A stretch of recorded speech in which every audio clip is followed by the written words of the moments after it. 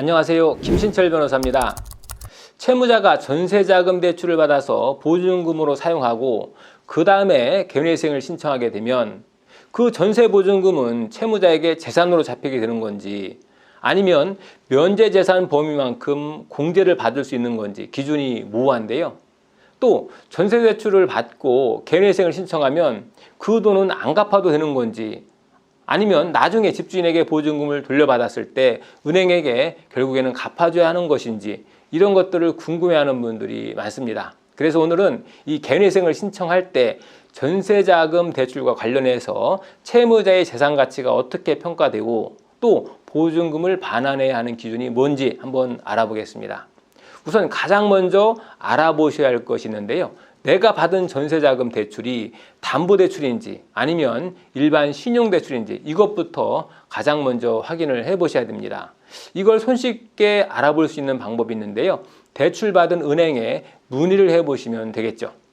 물어보실 때 내가 전세대출을 받았는데 그 대출이 전세보증금의 질권 설정이 되어 있느냐 아니면 전세보증금 양도양수 계약을 체결한 대출이냐 이렇게 두 가지만 문의해 보시면 담보대출인지 아니면 신용대출인지 금방 구분하실 수가 있습니다.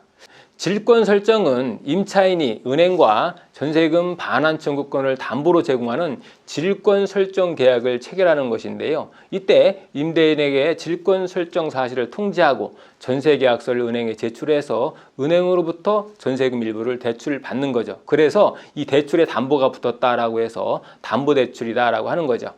마찬가지로 임대차 보증금에 대한 양도양수 특약을 체결하는 경우도 이 담보대출에 해당한다고 보는데요. 전세 보증금에 대해서 채권자 은행과 양도양수 계약이 체결되면 보증금 반환 청구권자가 임차인에서 채권자 은행으로 변경이 되겠죠.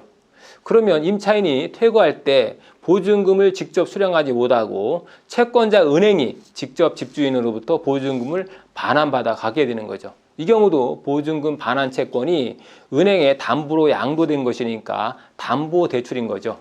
자, 이렇게 질권이 설정되거나 양수도 계약 체결로 전세보증금 반환 채권이 담보로 은행에 제공되어 있다면 당연히 청산 가치를 따질 때 그만큼 감액이 되겠죠. 예를 들어서 보증금이 1억인데 전세대출이 7천만 원이고 이게 담보로 제공되었다고 한다면 이 7천만 원만큼은 별채권으로 처리해서 공제가 된다는 거죠. 그러면 이 나머지가 3천만 원이 남게 되는데 이 3천만 원은 모두 갚아야 되는 청산가치로 잡아서 모두 갚아야 될까요? 3천만 원을 모두 청산가치로 잡을 필요까지는 없습니다. 임대차 보증금은 해당 지역의 소액 임차보증금 범위까지 면제재산에 대해서 더 감액이 될 수가 있는 거죠. 2023년도 기준으로 광역시는 2,800만 원까지 면제재산의 범위에 속하죠. 그래서 이 채무자의 경우에 광역시에 산다면 보증금이 1억이라고 해도 청산가치는 전세대출 7천 공제하고 또 나머지 3천 중에서 면제재산 2,800 공제하고 그래서 청산가치가 겨우 200만 원밖에 남지 않게 되는 거죠. 자, 다음으로 신용대출로 취급되는 전세대출인데요. 질권 설정도 없고 양도양수 계약도 체결되지 않은 말 그대로 신용대출인 거죠.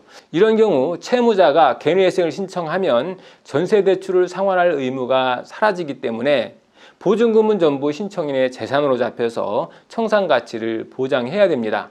예를 들어서 본인의 돈이 3천만 원이 있는데 전세 보증금을 마련하기 위해서 신용대출로 전세자금 7천만 원을 대출받았다라고 하면 1억 원의 전세 보증금이 마련이 되겠죠. 자, 그런 경우에 이분이 개인회생을 신청했다고 하면 1억 원을 기준으로 청산가치를 계산해야 한다는 거죠.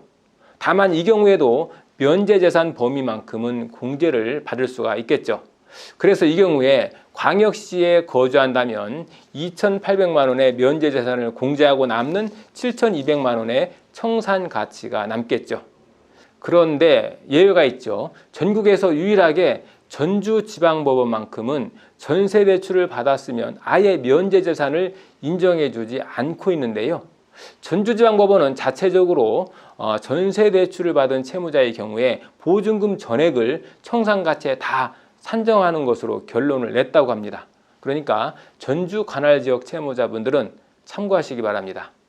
오늘은 개내생을 신청하는 채무자가 전세자금 대출을 받았을 경우에 어떻게 사건을 진행해야 되는지 알아봤습니다. 김신철 변호사였습니다. 감사합니다.